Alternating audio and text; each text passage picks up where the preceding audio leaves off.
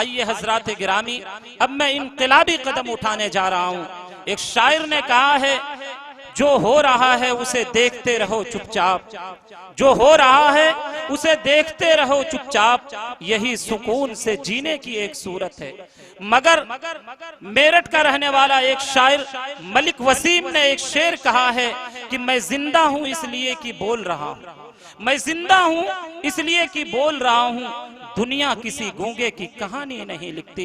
हजरत मौलाना मोहम्मद उस्मान साहब, मुफ्ती मोहम्मद इरफान साहब, मुफ्ती मोहम्मद अजहर साहब स्टेज पर बैठे हुए, दीगर उलमाए किराम, हमें बोलना पड़ेगा। हम एक ऐसे मोड़ पर खड़े हैं, हमें बोलना पड़ेगा बड़ी जुर्रत के साथ, बड़ी दिलेरी के साथ, बड़ी हिम्मत के साथ। तो मैं चाहता हूं कि बोलने वाले उस मुकर्रिर को आवाज़े सुखन दूं जो अपनी तकरीरों और खुतबों के जरिए शैतानी और रूमानी हुकूमतों को चैलेंज करता है, और जो इस्लाम के शोराई निजामों का दिनदादा है, जो सिद्क व सफा का बोल बाला चाहता है, और जो तहफ़्फ़ुज़े जमहूरियत का कायल है, और जिनकी खिताबत कभी अल्लामा इकबाल के इन मिसरों में होगी, शोर है हो गए दुनिया से मुसलमान नाबूद, हम ये कहते हैं कि थे भी कहीं मुस्लिम मौजूद, वज़ा में तुम हो नसारा तो तमद्दुन में हुनूद, ये मुसलमान है जिन्हें देख के शर्माए यहूद।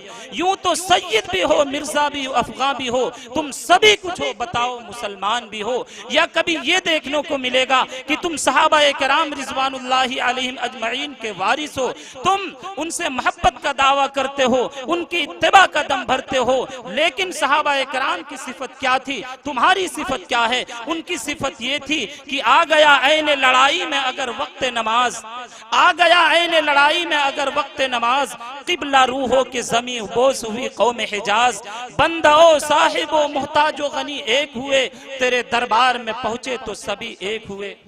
बहरहाल हजरात गिरामी, बोलने वाले मुकर्रिर को मैं दावत सुखन दे रहा हूँ, जिससे मेरी मुराद हजरत मौलाना मुफ्ती मोहम्मद आसिफ साहब कासमी हैं। उनसे मैं दरख्वास्त करूँगा कि हजरत तशरीफ़ लाएँ और अपने मवाइज़ हसना से हम सामईन के क़ुलूब को मुजल्ला व मुसफ़्फ़ा फरमाएं। नहमदुहु व नुसल्ली अला रसूलिहिल करीम, अम्मा बाद, फ़अऊज़ु बिल्लाहि मिनश शैतानिर रजीम, बिस्मिल्लाहिर रहमानिर रहीम।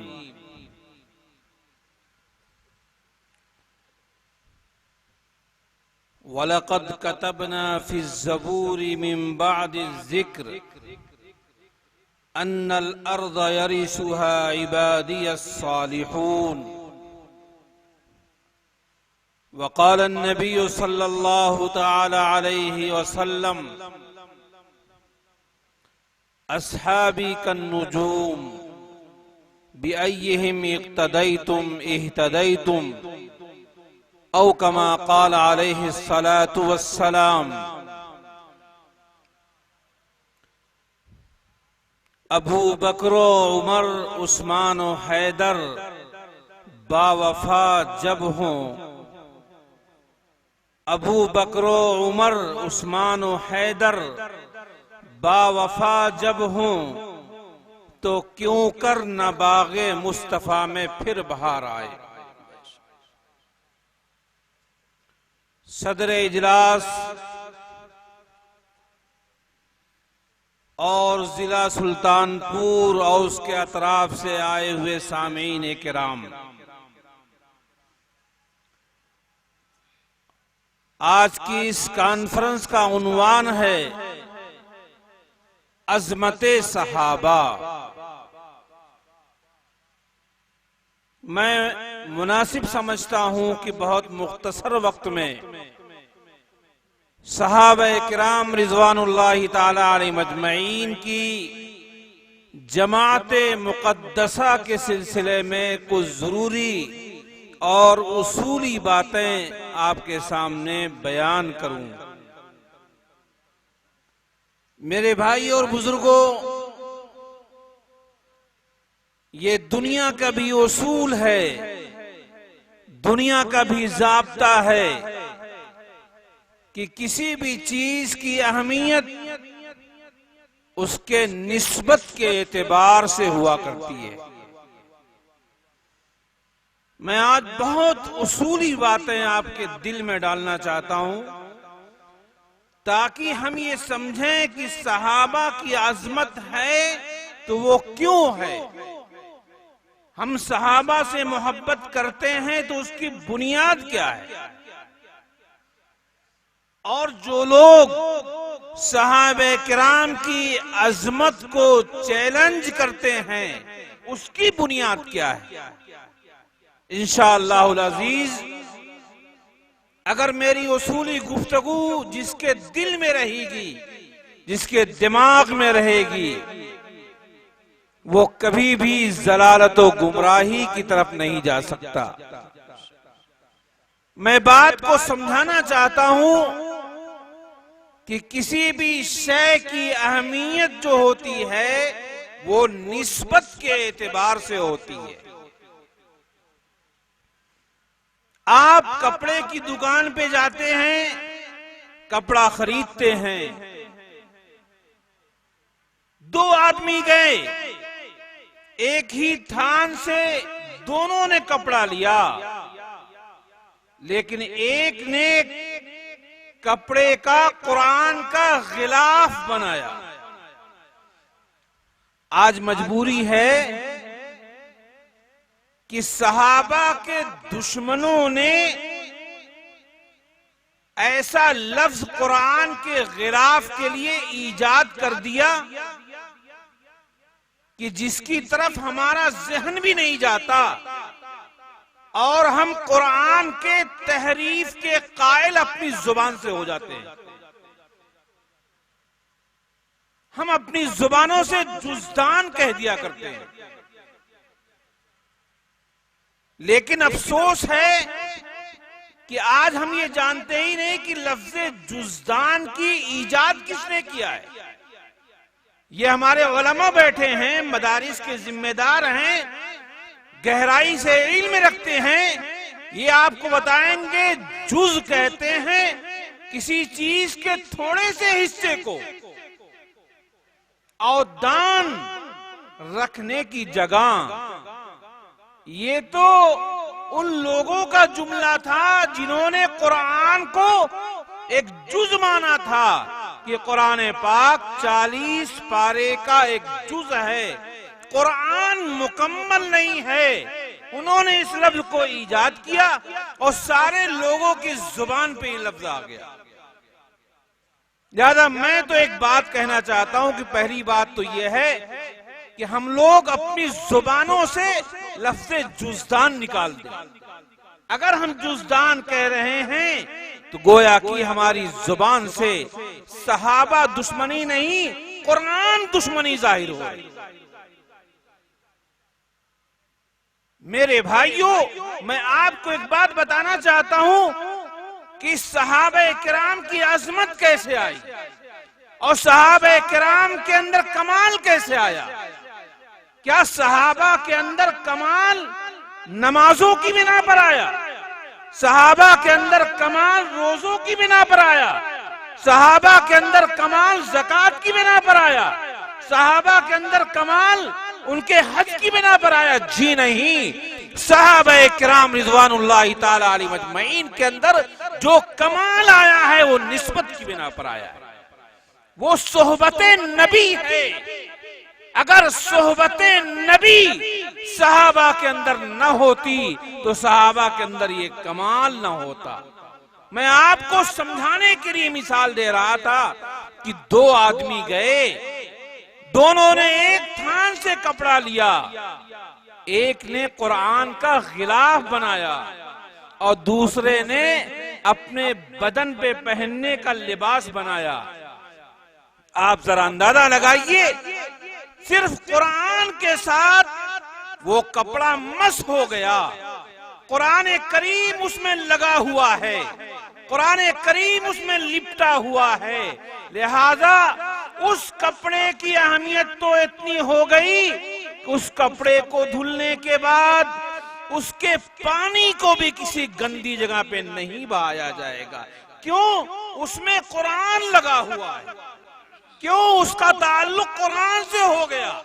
और वो कपड़ा जो आपने अपने बदन पे पहना था, जरूरत पड़ती है तो उस कपड़े से अपने जूते को भी साफ कर लेते हैं, जरूरत पड़ती है किसी जगह बिछा भी लेते हैं, जरूरत पड़ती है कोई और जगह इस्तेमाल कर लेते हैं। एक ही थान का दो कपड़ा था, लेकिन दोनों की निस्बत में फर्क हुआ और जमीन और आसमान का फर्क हो गया।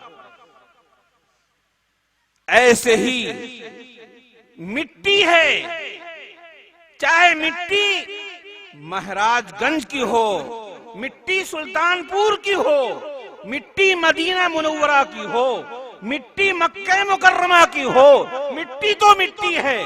मिट्टी में कमाल कैसे आया? मदीना मुनव्वरा की वो मिट्टी जिससे हमारे आका मदीने के ताजदार जनाब मोहम्मदुर रसूलुल्लाह सल्लल्लाहु ताला अलैहि वसल्लम का जिसमें अतहर लगा हुआ है, आपका जिस्म मिट्टी के जिस हिस्से पे रखा हुआ है, उलमा का इस बात पे इत्तेफाक है कि उस मिट्टी की हैसियत खाने काबा से ज्यादा है। उस मिट्टी पे अहमियत कहां से आई? वो मदीना कि आपके मदीना जाने से पहले उसको यस्रिब कहा जाता था। उस मदीना के अंदर इतना कमाल हो गया कि खाने काबा की ईंटों की अहमियत उस मिट्टी के सामने नहीं है। क्यों? खाने काबा के ईंट के साथ अल्लाह का इत्तिसाल नहीं है। ऐसा नहीं है कि खुदावंद ताला का कोई जिस्म वहां लगा हुआ है, लेकिन ये मदीना की जो मिट्टी है, यहाँ तो मुहम्मद रसूलुल्लाह सल्लल्लाहु ताला अलैहि वसल्लम का इत्तिसाल है। लिहाजा मेरे भाइयों, अगर मिट्टी में कमाल आ सकता है, अगर कपड़े में कमाल आ सकता है, अगर किसी और चीज में कमाल आ सकता है, तो उन शख्सियात को जरा देखिए जिनके अंदर खुद भी कमाल था, जो कमाल वाले थे, जो इंसान थे, जो मुरव्वत वाले थे। अगर उनका इत्तिसाल जनाबे नबी करीम सल्लल्लाहु ताला अलैहि वसल्लम से हो जाए तो क्या उनके अंदर कमाल नहीं आएगा?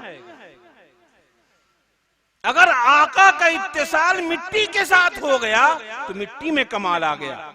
आका का इत्तिसाल मदीना मुनव्वरा के साथ आ गया, अब वो मदीनतुन नबी हो गया। दुनिया का कोई शहर मदीना का मुकाबला नहीं कर सकता। तो जो शख्सियात, जो अफराद जनाबे नबी करीम सल्लल्लाहु ताला अलैहि वसल्लम के साथ लगे हैं, यकीनन उनके अंदर भी कमाल इतना आएगा कि दुनिया में कोई दूसरा फर्द उस कमाल को नहीं पहुंचेगा। रूए जमीन में अल्लाह तबारक व ताला ने सारी मखलूकात में सबसे ज्यादा फजीलत अता फरमाई है इंसानों को, और इंसानों में अल्लाह ताला ने दो जमात के अंदर जो फजीलत रखी है वो किसी के अंदर नहीं रखी है। एक जमात तो अंबिया की है। अब इस रूए जमीन में कोई नबी नहीं पैदा हो सकता। इसी तरह से दूसरी जमात सहाबा की है। अब इस रूए जमीन में न कोई सहाबी पैदा होगा, न सहाबी के टक्कर का कोई पैदा हो सकता है। सहाबी का मकाम, मैं फिर कहता हूं, सहाबी का मकाम उनके आमाल की बिना पर नहीं था, सोहबते नबी की बिना पर था। हुजूर अलैहिस्सलातु वस्सलाम के साथियों की तारीफ सहाबी कहते किसको हैं? मन अदरका सोहबतन नबी अलैहिस्सलातु वस्सलाम माल ईमान व तवफ्फा बिहा, जो नबी अलैहिस्सलातु वस्सलाम की सोहबत को पाए ईमान की हालत में और उसी पर उसकी वफात हुई हो, वो सहाबी है,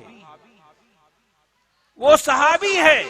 लिहाजा बाद में आने वाले लोग, हुजूर अलैहिस्सलातु वस्सलाम ने इरशाद फरमाया कि मेरे सहाबी ने अगर एक मुद या आधा मुद जो खर्च किया, बाद में आने वाले लोग अगर उहुद पहाड़ के बराबर सोना खर्च करें तो मेरे सहाबी के बराबर नहीं पहुंच सकते। आखिर वजह क्या है? आखिर बुनियाद क्या है? वजह यह है, एक बात याद रखिएगा, अल्लाह तबारक व ताला ने सहाबा किराम रिज़वानुल्लाहि ताला अलैहिम अजमईन की जमात ये वाहिद जमात है कि अंबिया के अलावा इसी जमात के साथ अल्लाह तबारक व ताला ने अपनी रिजा का ऐलान कर दिया। अल्लाह ताला ने फरमा दिया रज़ियल्लाहु अन्हुम व रज़ू अन्हु, अल्लाह उनसे राजी है, अल्लाह सहाबा से राजी है। एक बात यहीं पे समझने की है, बहुत से लोग हैं जो अल्लाह के बारे में बदा का अकीदा रखते हैं, यानी अल्लाह ताला कभी कोई बात कह देता है फिर अपनी बात बदलता है, वो बातिल फिरके हैं। अल्लाह रब्बुल इज्जति वल जलाल अलीमुम बिजातिस सुदूर है। अल्लाह ताला को जमी माकान मा यकून का इल्म है। खुदावंद ताला के इल्म के सामने दुनिया का किसी का इल्म हो ही नहीं सकता। जब तक कि ये जर्रा मौजूद नहीं था उस वक्त से अल्लाह को इल्म है, उससे भी पहले से है और हमेशा हमेशा अल्लाह को इल्म रहेगा। लिहाजा अल्लाह किसी बंदे के लिए अपनी रिजा का ऐलान करेगा, इसका मतलब ये है कि अब अल्लाह की रिजा उस बंदे से हटने वाली नहीं है, बल्कि हमेशा हमेशा ये रिजा रहेगी।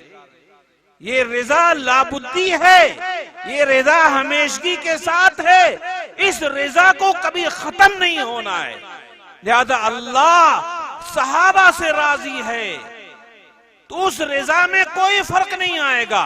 बहुत से अहमक किस्म के लोग चलते हैं कि सहाबी में फना कमी थी, फना सहाबी के अंदर ये कमी थी।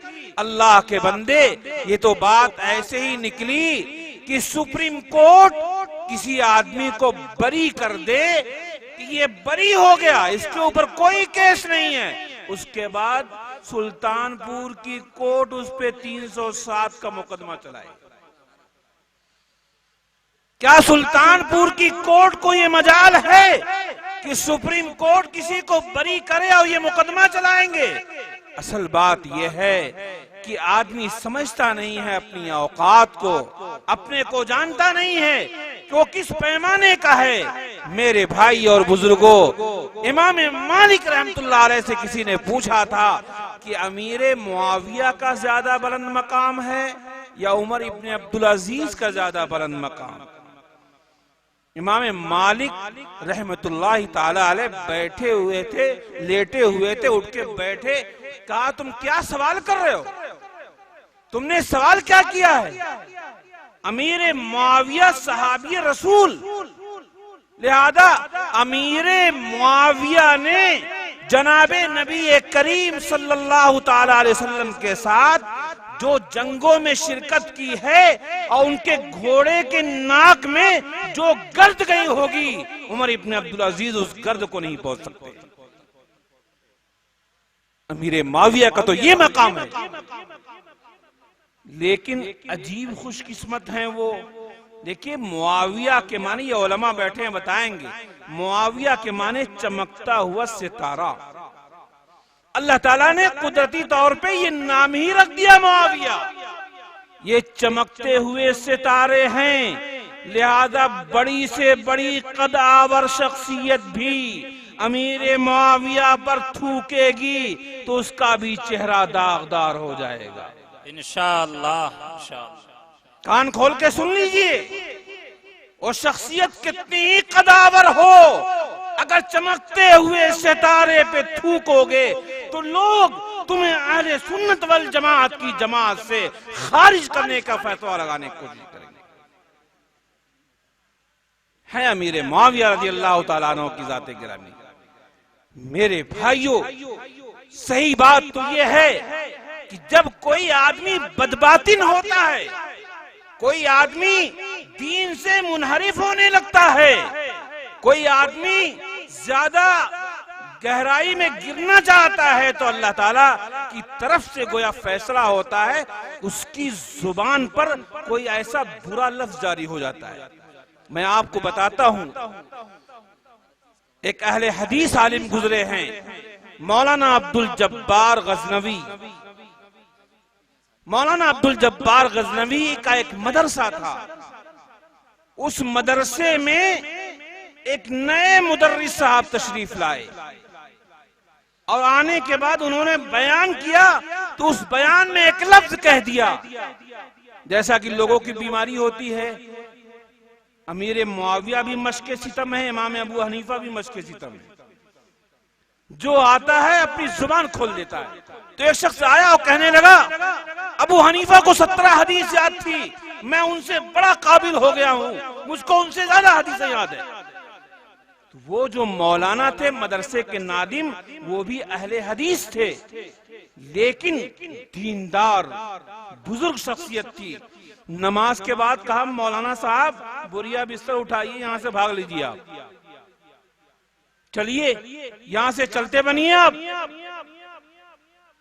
उनको तो निकाल दिया गया। बाद में कमेटी बैठी, कमेटी वालों ने कहा कि मौलाना आपने निकाल दिया, हमने पूछा नहीं, लेकिन आज तो बता दीजिए क्यों निकाला। कहा मैं बताता हूं। कहा जैसे ही उस शख्स ने इमाम अबू हनीफा के बारे में गुस्ताखी के कलिमात कहे कि मैं उनसे ज्यादा काबिल हूं, फौरन हदीस कुदसी मेरे ज़हन दिमाग में आई, मन आजाली वलियन फकद आज़म तो बिल हर्ब, जो मेरे किसी वली को तकलीफ पहुंचाता है उससे मेरा ऐलान जंग है, ये अल्लाह फरमाते हैं। और हर दुश्मन अपने दुश्मन की सबसे कीमती चीज लेता है। जैसे आज कोई दुश्मन है तो सामने वाले दुश्मन की जान लेता है, लेकिन अल्लाह अगर किसी बंदे से दुश्मनी करेगा तो अल्लाह के नजदीक एक ईमान वाले का सबसे ज्यादा कीमती चीज जो सरमाया है वो ईमान है। अल्लाह उस बंदे का ईमान ले लेगा। का इसलिए मैंने उसको अपने मदरसे से खारिज कर दिया। और 15 दिन नहीं गुजरा था कि वो साहब कादियानी हो गए। 15 दिन नहीं गुजरा था। मेरे भाइयों, मैं कहता हूं कि सहाबा के बारे में जुबान चलाते हुए जरा डरा करो कि सारी तलाकते लिसानी खत्म हो जाएगी, खाक में मिल जाएगी। अल्लामा इब्ने तैमिया ने फरमाया है फतावा इब्ने तैमिया के अंदर, जो सहाबा की बदगोई करता है वो जिंदीक है और काफिर है। ये मेरा फतवा नहीं है, इब्ने तैमिया फरमाते हैं। उसूल सरख्सी में इमाम सरख्सी ने लिखा है कि सहाबा की ऐब जोई करने वाले का इलाज तलवार है, अगर वो तौबा ना करे। मेरे भाइयों, मैं आपको बताता हूं कि अगर सहाबा का दामन छूटेगा, अमीर मुआविया का दामन तुम छोड़ के देखो, खुदा की कसम ये कुरान तुमको नहीं मिल सकता। क्यों? अमीर मुआविया कातिबे वही हैं, कुरान के लिखने वाले हैं। अगर कातिबे वही को तुम फरामोश करोगे, कुरान मुकम्मल नहीं पाओगे। लिहाजा सहाबा की जमात को अख्तियार करना ये ईमान का फरीदा है। याद रखिएगा कि सहाबा किराम रिज़वानुल्लाहि ताला अलैहिम मजमईन को जिसने फरामोश किया, आज उसके हाथ में कुरान नहीं है। आज उसके हाथ में कुरान नहीं है। मैंने पूरे हिंदुस्तान के मुख्तलिफ जगहों पे चैलेंज किया, वो जमात जो सहाबा की दुश्मनी करती है, वो जमात जो सहाबा किराम रिज़वानुल्लाहि ताला अलैहिम अजमईन के अज़मत का तारो पौध बिखेरती है, आज वो बताए कि बड़े बड़े उनके मदरसे हैं, बड़े बड़े उनके कॉलेज हैं, लेकिन पूरे हिंदुस्तान नहीं, पूरी दुनिया के अंदर कोई एक हाफिज कुरान उन्होंने पैदा कर दिया हो तो बताइए। कोई एक हाफिज कुरान नहीं। उससे आगे बढ़िए, कोई एक रिवायत नहीं मिल सकती सहाबा को फरामोश करके। कोई एक रिवायत मैं कह रहा हूं, ये उलमा बैठे हुए बताएंगे हदीसें कैसे चलती हैं, सनदें बयान की जाती हैं, हद्दसना फुलानुन अखबरना फुलानुन, और ये सनद बयान करते करते आखिर में सहाबी का नाम आएगा। सहाबी का नाम टिका हुआ है। सहाबी का नाम टिका हुआ अन आयशा, अन अब्दुल्लाह इब्न मसूद, अन उमर इब्न खत्ताब, वहां सहाबी का नाम टिका हुआ है। लिहाजा सहाबा को फरामोश करने वाले न कुरान की आयत पाएंगे न कोई एक रिवायत पाएंगे। कुरान गया, रिवायत गई। अब एक बात बताइए, अल्लाह के रसूल सरकारे दो आलम जनाब रसूलुल्लाह सल्लल्लाहु ताला अलैहि वसल्लम ने जो भी अमल किया है, आपका कोई अमल कोई साबित नहीं कर सकता बेगर सहाबा किराम के मिले हुए। सहाबा से मिलेंगे तब जाकर के आप साबित कर पाएंगे। अमीर मुआविया, उमर इब्ने खत्ताब, अबू बकर सिद्दीक, ये लोग ऐसे हैं जिनको छेड़ा जाए। एक साहब ने कहने में ये भी कह दिया अबू बकर सिद्दीक की खिलाफत कोई बहुत मुत्तफका नहीं थी, वो तो कुछ लोग इनकार भी कर रहे थे, कुछ लोग। अल्लाह के बंदे, किसके बारे में कह रहे हो? किसके बारे में कह रहे हो? सिद्दीक अकबर मौलाना मोहम्मद कासिम नानातवी, अल्लाह उनके कब्र को नूर से भर दे, हजरत ने बड़ी ही अहम बात कही है। मैं उलमा को यह बात दे के जाना चाहता हूं। हजरत ने फरमाया कि देखो, इबादतें दो तरह की हैं, कुछ इबादतें असल हैं, कुछ उसके ताबे हैं। कुछ इबादत असल है, कुछ उसके ताबे है। हजरत ने फरमाया नमाज असल है, ज़कात उसके ताबे, हज असल है, रोजा उसके ताबे, उसके साथ लगी हुई। हजरत फरमाते हैं जिस इबादत के अंदर इमाम होता है वो इबादत असल, जिस इबादत में इमाम की जरूरत नहीं पड़ती वो उसके ताबे। अल्लाह ताला हजरत के इल्म को जो दिया था, जो गहराई अता फरमाया था, मेरे भाइयों, मैं तो समझता हूं मैंने बहुत अपना नाकिस इल्म है, लेकिन हजरत की गहराई को भी समझने के लिए गहराई चाहिए। ये उलमा बताएंगे आपको कि हजरत की किताब को 3 हिस्से में तकसीम किया गया। कुछ किताब दकीक हैं, कुछ किताब अदक हैं, कुछ किताब सहल हैं। 3 हिस्सों में तकसीम किया गया। कुछ बहुत मुश्किल, कुछ आसान। लेकिन जो आसान भी हैं उसके बारे में मैं आपको बताता हूं। हजरत ने एक किताब लिखा, तौसीकुल कलाम फी मसअलत क़िरात खल्फल इमाम, एक किताब लिखा उर्दू में। हमारे उस्ताद दारुल उलूम देवबंद के मौजूदा शेखुल हदीस मुफ्ती सईद अहमद साहब पालनपुरी ने हमारे तिरमिज़ी की सबक में बताया था कि उस किताब को मैंने 7 मरतबा पढ़ा था और हवा नहीं लगी। यह है हजरत का इल्म। कहा उसके बाद मैं मुदर्रिसी की दौर में फिर उसको 10 मरतबा पढ़ा हूं, तब उस उर्दू की किताब की मैं शरह लिख रहा हूं। और हजरत ने उसकी शरह लिखा, क्या मुक्तदी पर फातिहा वाजिब है? मैं उस उन्वान पे नहीं जा रहा हूं, मैं बता रहा हूं कि हजरत का इल्म कितना था। उसके बाद हजरत ने फरमाया कि जो इबादत असल है और एक इबादत उसके ताबे है। हजरत फरमाते हैं जनाबे नबी करीम सल्लल्लाहु ताला अलैहि वसल्लम ने उन तमाम इबादतों में जो असल थी, कायद और इमाम बनाया है अपने जमाने में सिद्दीक अकबर को। हज की फर्जियत होती है सन 9 हिजरी में। इमाम बुखारी ने जो हज का बाब बांधा है, बाबो फी हज्जत अबी बकरीन, सबसे पहले हज की फर्जियत के बाद सबसे पहला जो हज हुआ है, हजरत सिद्दीक अकबर उसके अमीर बना करके भेजे गए। हजरत अली भी मौजूद थे और दूसरे सहाबा मौजूद थे, लेकिन अल्लाह के पाक नबी जनाबे मोहम्मद रसूलुल्लाह सल्लल्लाहु ताला अलैहि वसल्लम ने हजरत सिद्दीक अकबर को अमीर हज बना के रवाना किया है। क्यों? सारी दुनिया देख ले कि हज के अय्याम में अगर मुहम्मदुर रसूलुल्लाह रहेंगे तो वो अमीर हज होंगे, अगर वो नहीं होंगे तो अबू बकर सिद्दीक अमीर हज होंगे। मस्जिद की इमामत का मसला है। अल्लाह के रसूल कमजोर हो गए, 17 वक्तों तक अल्लाह के रसूल सल्लल्लाहु अलैहि वसल्लम इमामत नहीं किए। जो पहला मौका आया है कि जिस मौके पे अल्लाह के रसूल मस्जिद में नहीं आए, इंतजार करते करते सहाबा खड़े हुए नमाज पढ़ने के लिए, बगल में हजरत उमर थे, उनको लोगों ने आगे बढ़ा दिया। अल्लाह के रसूल सरकार दो आलम जनाब रसूलुल्लाह सल्लल्लाहु अलैहि वसल्लम ने देखा और देखने के बाद वहीं पर्दे को हटाया और कहा, अब अल्लाहु अन यकूना अबा बकर,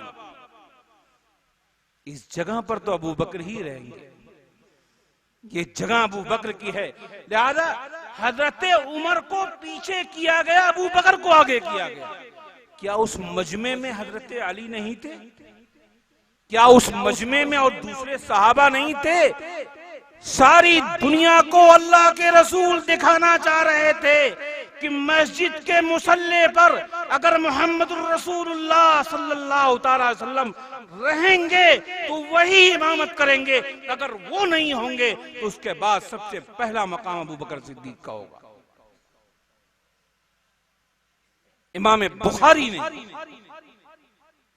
फजाइल सहाबा में एक रिवायत नकल किया है, एक औरत मसला पूछने आई है, अल्लाह के रसूल ने उसको बताया, उसके बाद वो कहती है कि अल्लाह के रसूल, इसके बाद अगर मैं आऊं और आपको न पाऊं तो क्या करूंगी? क्या हुजूर नहीं कह सकते थे कि हजरत अली के पास चले जाना? क्या हुजूर नहीं कह सकते कि फलां के पास चले जाना? मैं किसी की तनकीस नहीं कर रहा हूं, मकाम अबू बकर आपको बता रहा हूं कि सिद्दीक अकबर का मकाम क्या है। अल्लाह के रसूल सल्लल्लाहु अलैहि वसल्लम ने फरमाया, अगर मुझको न पाना तो तुम अबू बकर के पास चली जाना। उठाए कोई बुखारी शरीफ उठा करके देख, उसके बावजूद हमारी जुबानों पे आ जाता है कि सिद्दीक अकबर की खिलाफत मुत्तफक अलैह नहीं थी।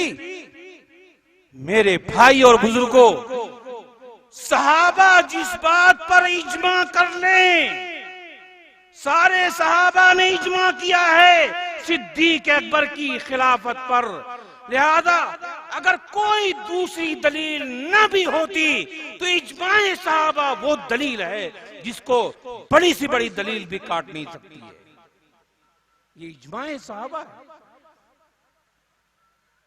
सिद्दीक अकबर का जो मकाम है, उस मकाम को पहचानना कोई आसान काम नहीं है। अल्लाह के पाक हबीब जनाब नबी करीम सल्लल्लाहु अलैहि वसल्लम तशरीफ लाते हैं मदीना मुनव्वरा। आपने पहुंचने के बाद अपना मकान नहीं बनाया कि जाते ही अपना मकान बना लिया हो, नहीं, आप मस्जिद बनाना चाह रहे हैं। मस्जिद की जमीन का इंतखाब हो रहा है, कहां मस्जिद बनाई जाएगी। 2 यतीम बच्चों की जमीन है, उसके बारे में इत्तेफाक हो गया कि यहां मस्जिद बनाई जाएगी।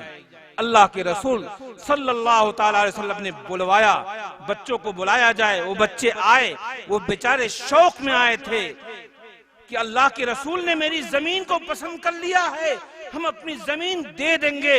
लेकिन अल्लाह के रसूल ने फरमाया, ये बच्चे यतीम हैं, ऐ अबू बकर, इन बच्चों की जमीन की कीमत अदा करो।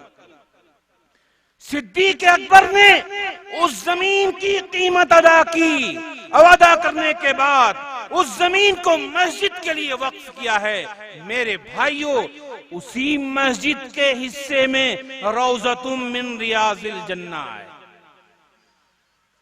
उसी मस्जिद के हिस्से में, लिहाजा सारी दुनिया में अबू बकर सिद्दीक वो हैं जिन्होंने अपने माल से जन्नत के एक टुकड़े को खरीदा है। कौन है अबू बकर का मुकाबला करेगा? सिद्दीक अकबर रज़ी अल्लाह ताला अन्हो की बात। एक मौके पर हजरत आयशा सिद्दीका बैठी हुई हैं, सितारे निकले हुए हैं। हजरत आयशा ने सवाल किया, है अल्लाह के रसूल, आप बताइए आसमान में जितने सितारे हैं इतनी नेकियां किसी की हैं? हुजूर अलैहिस्सलातु वस्सलाम ने फरमाया उमर की नेकियां आसमान के सितारों से ज्यादा है। हजरत आयशा का चेहरा थोड़ा सा मुरझाया। हुजूर ने फरमाया आयशा क्या हो गया?